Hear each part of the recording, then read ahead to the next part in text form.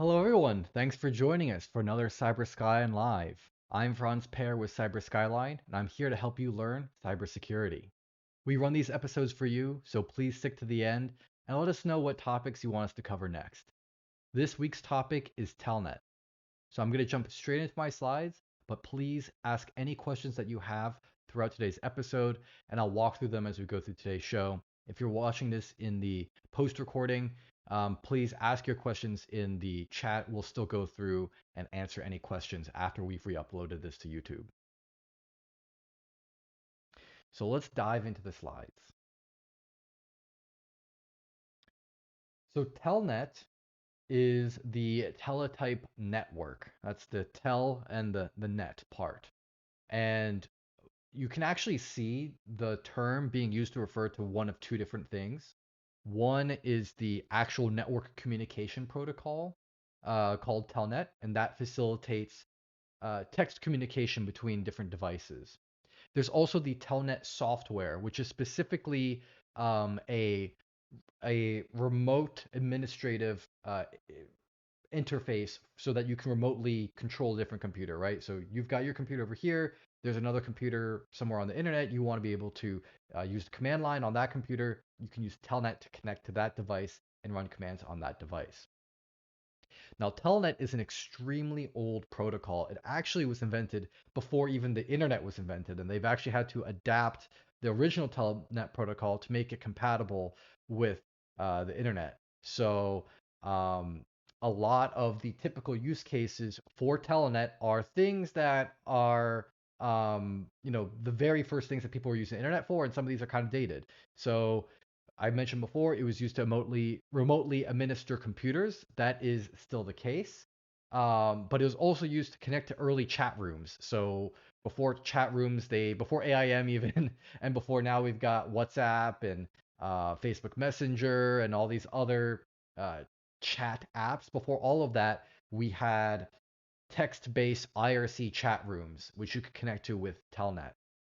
And they're also bulletin boards. So different organizations, different people would operate a computer whose whole purpose was to be a bulletin board, so people who could connect to the computer, they could see what updates there were. So there would be like company-wide bulletin boards that would kind of announce the things that are happening within the company. So these are very, very old use cases that Telnet has been helpful for, but Telnet has not really gone away. Uh, while the applications themselves have been replaced with a lot of better, more modern alternatives, the protocol still is compatible with a lot of day-to-day software. So, for example, you can still use Telnet to debug an HTTP server. You can use the Telnet client to connect to an HTTP server and type in commands with your Telnet client, and the HTTP server will be able to process and interpret them properly because these protocols are both text-based. They're actually there's a degree of cross compatibility between the two of them, which is pretty cool. Um, but let's dive more into why we don't really use Telnet anymore as this remote way of debugging. This remote way of administering devices.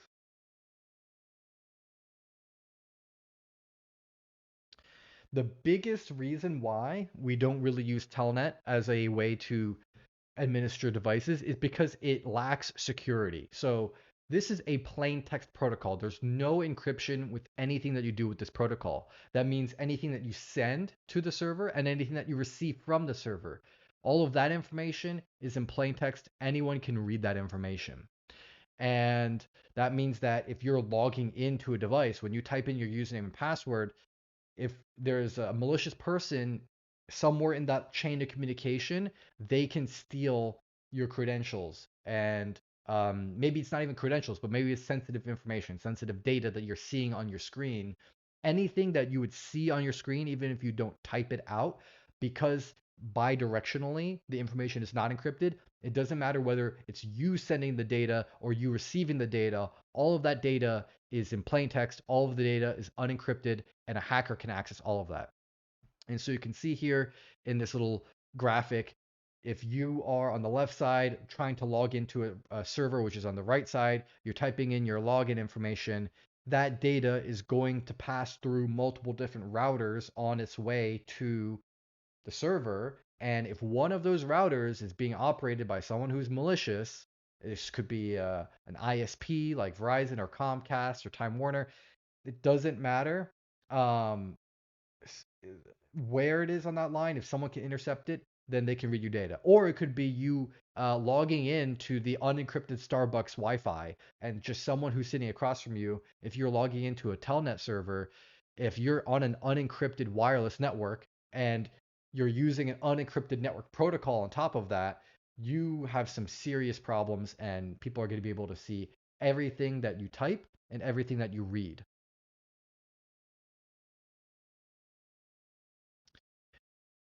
Now, when you are viewing Telnet data, your favorite tool and your best tool is going to be Wireshark. So Wireshark is a very common tool for analyzing network data, packet captures. You can download Wireshark for free and install it, and you can actually even use Wireshark to create your own packet captures and look at your own Telnet data. And we're actually going to try that out later today. A couple of tips and tricks if you are using Wireshark. The first is that you want to follow TCP streams. So if you look in this screenshot, you will notice that there are a bunch of different lines. You've got 14 packets in the screenshot, 1 through 14. And every single one of those packets has just a little bit of information in this communication that's happening between the server and the client. It's very, very tedious and inefficient to click on each one of those individual packets and try to piece them all together. And so what you can do is if you see a Telnet packet, you can actually right click on it and then you can go to follow and then TCP stream. And that will actually string together all of the data across all of the packets in a Telnet session and give you a transcript of that, which is going to be much, much easier to read. So instead of clicking on each individual packet, you can see all of the data in one view. In addition, the following the TCP stream will omit a lot of the extraneous data that you're probably not interested in. It'll get rid of all the information about the port numbers and the IP addresses of the source and the destination. When you're analyzing a telnet traffic, you're only interested in the application data. You're not interested in a lot of that underlying network data about, like, what the MAC address is of the physical devices that are sending the data or the IP addresses. You really only care about the application data. And that's where doing the follow TCP stream will save you a lot of time and make it a lot easier for you. My next tip is to make sure that you don't get confused by the repeated text. I've seen people get very confused about this, and they're not sure like why this happens. A very quick explanation. If you look in the screenshot, you'll notice on that second line at the end, it says login, and you see TTEESSTT. So what is happening here is that when I'm logging in, I'm typing in the username test, but when I type in the T, in order for that T to show up on my screen, the server needs to send me a T. When I type in the letter T, that's not what's actually showing on the screen. What shows on the screen is what I get back from the server, right? So if I'm typing a T, unless the server sends that back to me, it won't show up on my screen. Most people, when they're typing in their commands, they want to be able to see what they typed in. And so for the Telnet software, when you actually type in those commands, they will get echoed back to you, and the server will basically say, like, send what you sent. And that way it will show up on your screen. You can notice that with the login, the username, it is duplicated, right? The T is there twice, the E is there twice, the S is there twice, and the T is there twice again. However, when we're typing in the password, there is no duplication. And that's because many Linux programs, they won't actually display the password as you're typing it. And that's why it's not being echoed back, and that's why there's no duplicates. But everything else that happens when you see that $sign, that command prompt, and then subsequently the commands that get typed afterwards, you can see the duplication, right? So after this person has logged in, and they're typing in their commands, you see the uname -a, every single character in that command was duplicated. So when you're going through and you're analyzing this traffic, don't accidentally think that these characters were typed in twice for some reason. There's a reason why um, when you see the duplicate, one character is in the red and one character is in the green. The red indicates in this screenshot specifically, the red indicates the character that was sent from the client, and then the blue indicates the character that was sent from the server back to the client. So keep that in mind. Make sure you don't get confused by that. And one last tip here, I've seen a lot of people when they run the Telnet program get stuck. They don't realize how to exit the Telnet session. And the way that you do this, they actually tell you escape character is the uh, caret close bracket. The caret represents the control key. And so when you have a Telnet session and you want to get out of it, you're going to type in control and the close bracket at the same time, the close square bracket, not the curly bracket.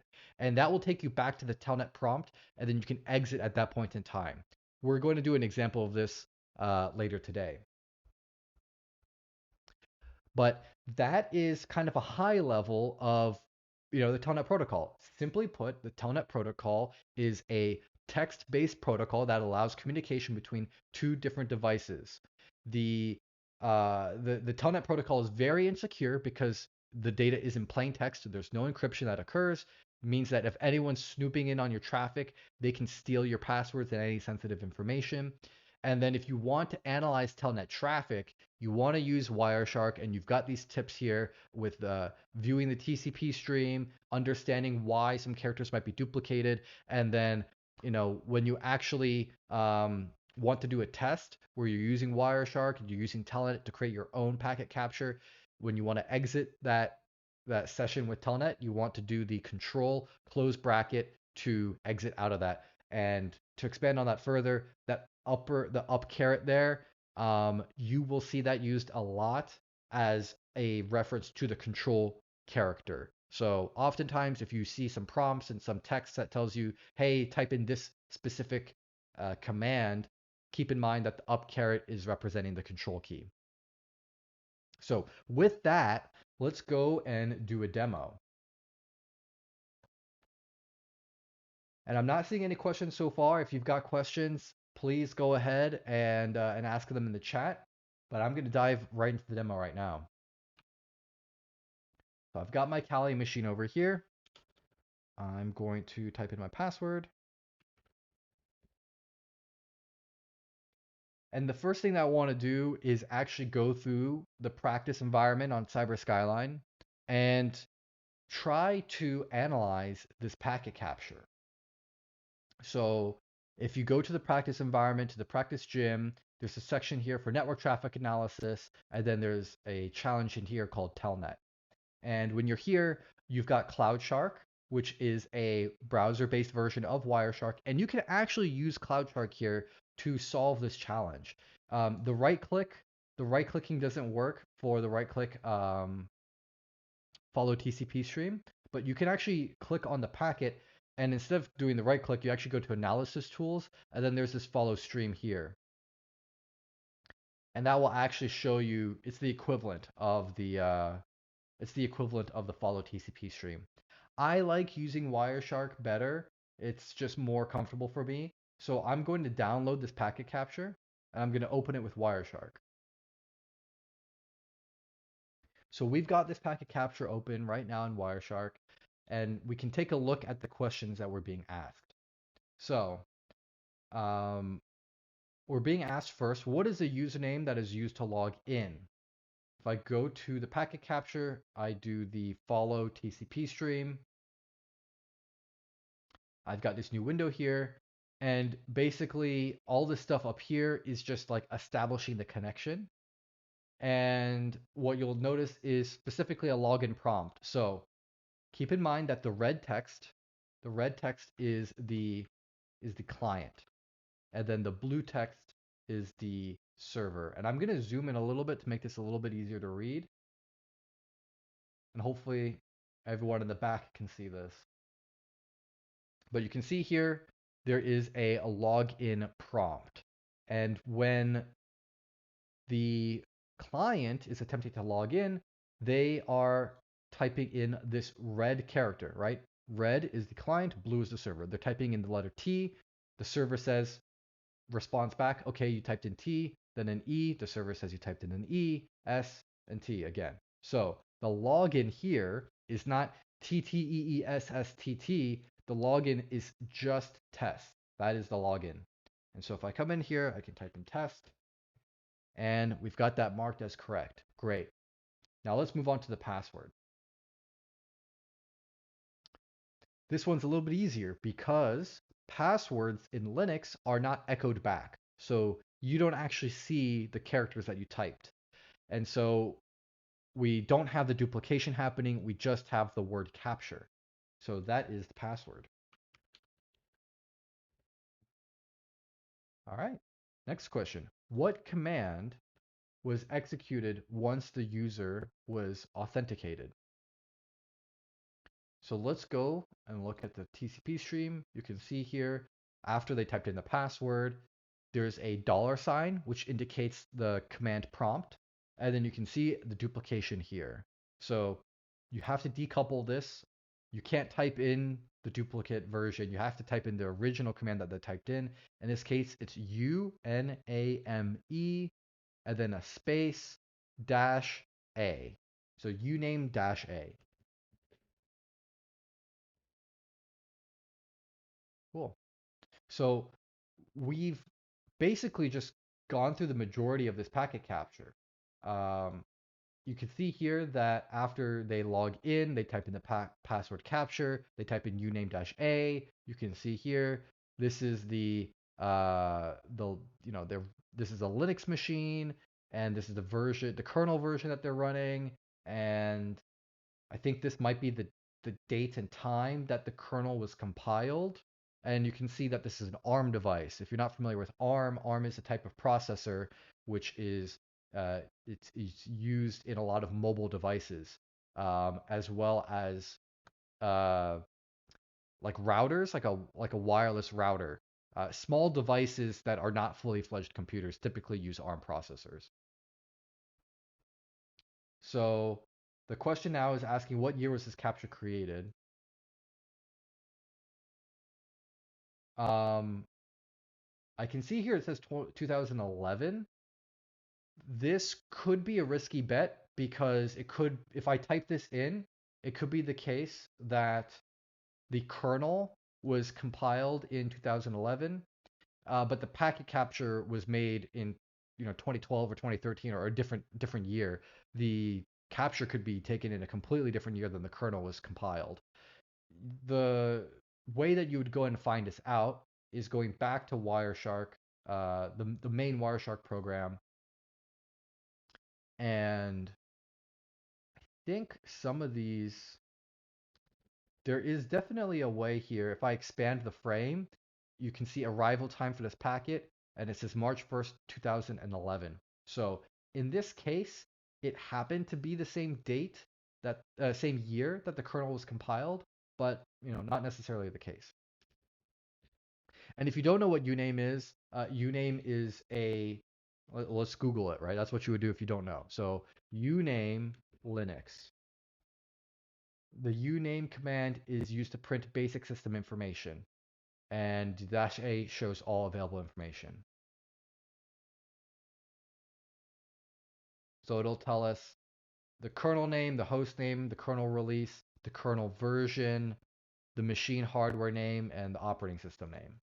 So when this person logged in with Telnet, what they did was they typed in uname-a, they saw the version of Linux that was installed on this computer, and then they exited the computer. They exited their session, and you can see here, log out.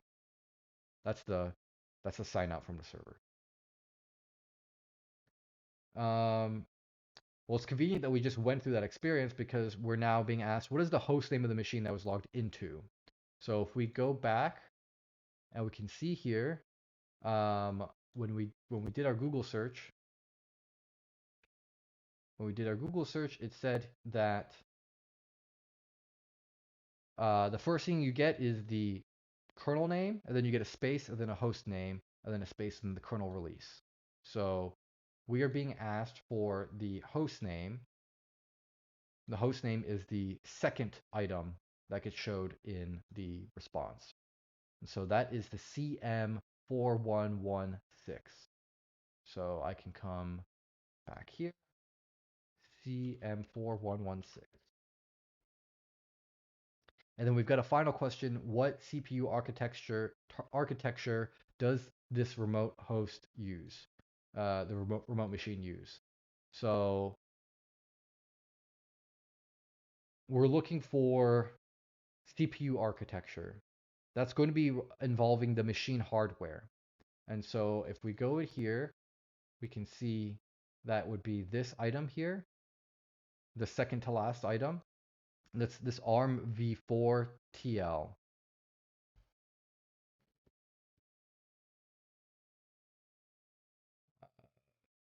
Okay.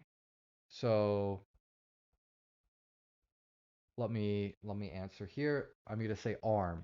This is the ARM architecture. Is it going to require me to say ARM v4? Do I have to put the whole thing? Okay. I should not have attempted to simplify it. So I typed in the ARM v4 TL.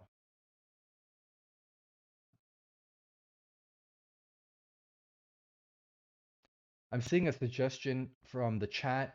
Dominic is saying that if you want to get rid of the duplication, you can actually go to this section here where it says entire conversation. You can get one side of the communication that would eliminate the duplication. It would also mean that you won't be able to see the response. You would just see one side of the communication. So if I wanted to only see what the server was saying, I would choose this option here. This is the IP address of the server and the port number of the server. That's this direction, right? This is the direction of communication from the server to the client. The second option is the client to the server. So this will show me everything the server sent back, but you can see here that the server did not send back a password. It did not echo the password. If I want to get the password, I'd have to come here, and you can see here, that's the password. You just need to be careful that if you are getting rid of the duplication through this mechanism, that you are copying the right part of the communication, because you no longer have the context of what was sent immediately before or prior from the other party. I'm seeing here test, for example. Test was the username that was used to log in, but because we're only seeing one side of the communication, we cannot see that the login prompt that happened before test was typed out.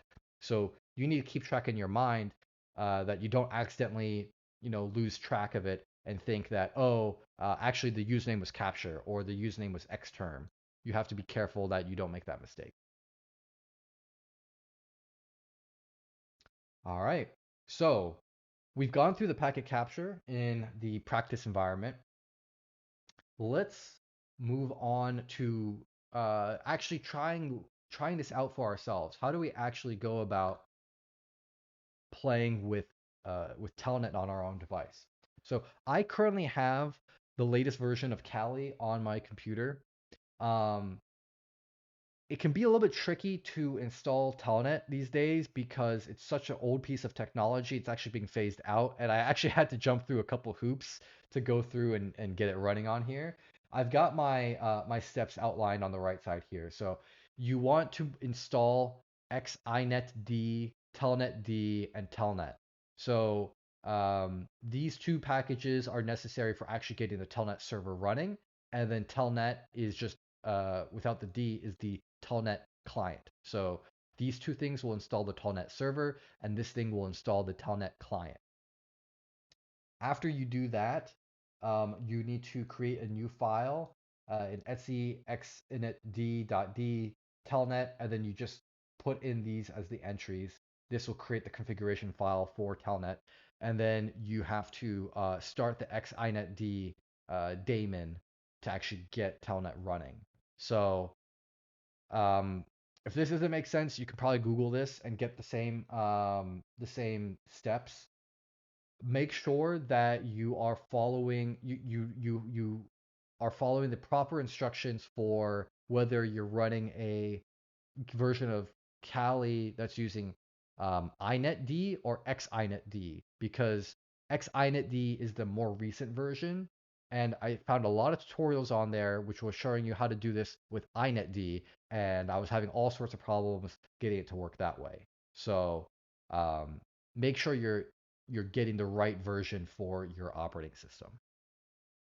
So with that being said, I believe I already have a Telnet server running on here. So if I do um, sudo netstat dot dash plant, I should be able to see here that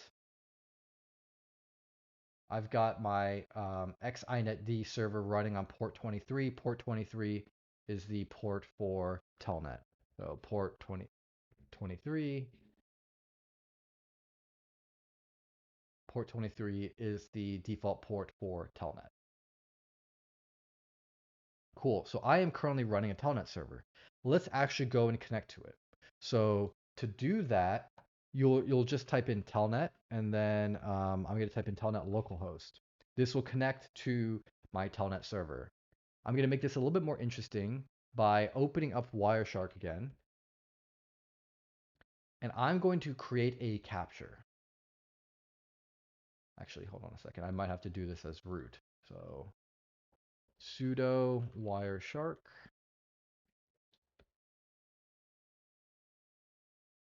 But we want to create a Wireshark capture on the local interface. This is the interface for localhost, and I can start it now. And then when I try to connect with Telnet, you'll be able to see it show up. So Telnet localhost, bam, all that data started appearing. And what I'm going to do is I'm going to log in to my own computer here. So if I type in Kali as my username, and we'll see what my password is when we look at the results, you can see that I logged in here. I get this little banner, and then I can do an ls, and I can see my directory here. I can do psaux, and I can see all the programs that are running, and then I'm just going to exit right now. So I've just exited my connection with, I connected to myself using Telnet. So after I exited that, I'm back to my normal prompt. Now let's look at the packet capture that we just generated. I'm going to take one of these packets, and I'm going to do the follow TCP stream. And you can see here, this is everything that was sent to and from. And if I go to the very top, you can see Kali login. I typed in Kali and it duplicated here. And then I typed in my password. You can see my password, even though you didn't actually get to see my password on the screen when I was using Telnet, because that information isn't being echoed back. Even despite that, you can still see it in the packet capture, right? Because that information was still being sent to the server, even if you don't see it on the screen. And this is why Telnet is so insecure, because anyone else who is in your Starbucks Wi-Fi or what have you, they can also see your password and they can steal your credentials and log into your account. Now, after we log in, there's all this like gobbledygook stuff that's happening. A lot of this weirdness is special characters and stuff that are being displayed on the terminal based on my terminal settings. So I think a lot of this does stuff with like coloring to get the specific colors to show up properly. What you can see though is I typed in ls, and I don't even actually see the ls right now. Oh, here it is. There's the L in blue, in red, sorry, and then the S over here in red again. And actually, when I logged in first, the first thing I did was I typed in clear, Clear.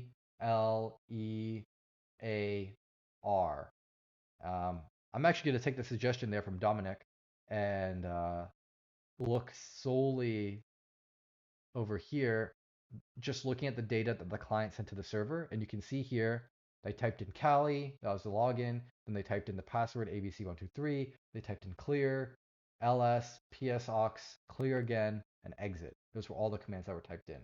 And then we can see all those responses that we get back from the server here. Here's the prompt. Um, when I typed in the ls, you can see desktop, downloads, pictures, templates, videos, public, music, documents, all these things here.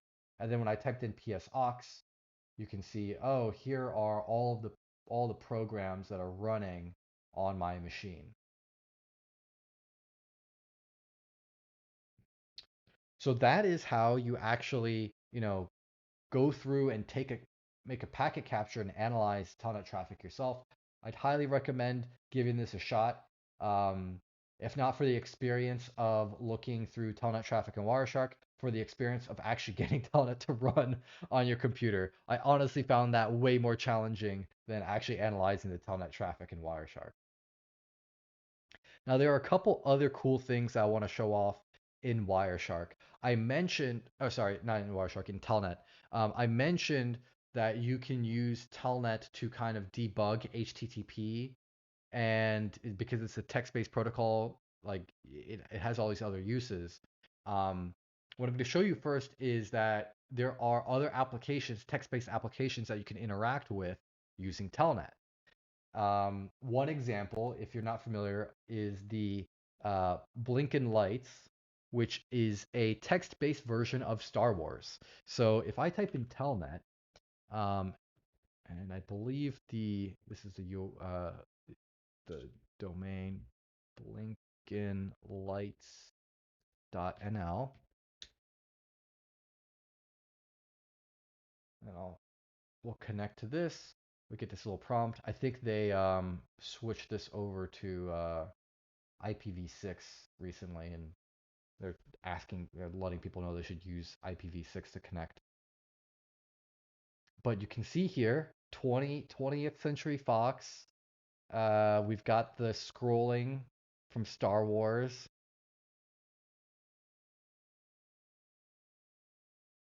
I don't know if we want to sit around here today watching Star Wars via ASCII text, uh, but if you get further into this, I'll give it a little bit more time. Um, you will actually see like the Star Wars characters going and actually like playing through the movie. So um, that's a really cool thing that you can do with Telnet just see for fun. I have no idea how much of a nightmare this would be to try to read in yeah, there's the Death Star, or sorry, not the Death Star, the destroyer attacking the rebel ship. You got R2D2 and C3PO. Like this is the whole thing. Um, and I'm probably gonna stop here now before Disney tries to shut me down.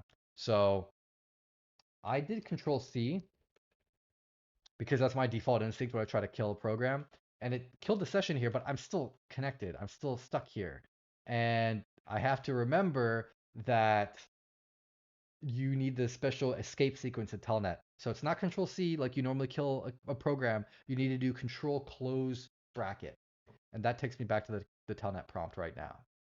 And from here, I could do, I could like exit, hopefully. Control D, that's how I exit. So Control C is will try to kill the program. Control D will indicate I'm done with my typing. I'm ready to exit gracefully. So we've go ahead and try it. It's not the full movie. I will give you the heads up. I think it's only like the first like 10 minutes or so of the movie, but it's a fun time. If you're bored, go and check it out. And then not only can we watch Star Wars movies with Telnet, but we can also debug HTTP. So if you've seen our previous episodes or you haven't yet, go to the YouTube playlist and check out our episodes on HTTP. HTTP is a purely text-based protocol as well. So what if we use the Telnet client to connect to a HTTP server? Will that work? The spoiler is the answer is yes. I'll type in Telnet, and then let me just connect to CNN. Actually, no, I'm not going to connect to CNN. I'm going to connect to example.org because I think CNN will try to redirect me to their HTTPS version. So if I do example.org, port 80 is the port for HTTP. You have to type in the 80 because by default, Telnet will assume the port you're trying to connect to is the Telnet port on port 23. So make sure you type in 80. So now I'm connected to example.org, and um, let's go and pull up the HTTP protocol, Wikipedia. And let's figure out how do we communicate. So, all right. To make a request, we have to type in get and then all this stuff here. Um, you have to send the headers after you type in the request. So I'm going to type in get slash, and then we're going to be using HTTP 1.1. So we're going to get the home, get slash on example.org. If I hit this, I have to put in the host. That's a required field for HTTP. So we're typing in host, example.org, and then I hit enter again to indicate that I'm done sending the headers. And then we actually get a response back. This is HTML, right? So we get the response back after I typed in enter. It responded. It said okay, cache control. We've got a timestamp. This is like a normal HTTP response. It actually read my request and responded properly. And this is the HTML for example.org. If I go to example.org, you can actually see here this domain is for use in illustrative examples and documents. This domain is for use in illustrative examples and documents. So we actually are able to connect to an HTTP server using Telnet. This will not work with HTTPS because HTTPS, the S stands for secure, which means encrypted, which means it's not a text-based protocol. It's an encrypted protocol. So it won't work with HTTPS. But this is a pretty cool tool. Hopefully, you try this out. I highly recommend just the experience of using Telnet, trying to comprehend and understand what's going on when you are running these tools, because I think sometimes it's very easy to think that these protocols are basically like magic. They're very sophisticated. They're things that you don't understand. Telnet is so easy to understand. It's purely a text-based protocol. You can look at it in Wireshark. You can see why it's cross-compatible with something like HTTP because HTTP is also plain text. But highly recommend, give it a shot, and set up your own Telnet server, open up Wireshark, go and view the Telnet Star Wars movie. Get that first-hand experience of actually playing with the protocol. But that concludes everything that I wanted to cover in today's episode. If you have any questions about Telnet, please ask them now. A couple of updates from us. So, number one, I have a poll up right now. We want to know what you're interested in learning in the future.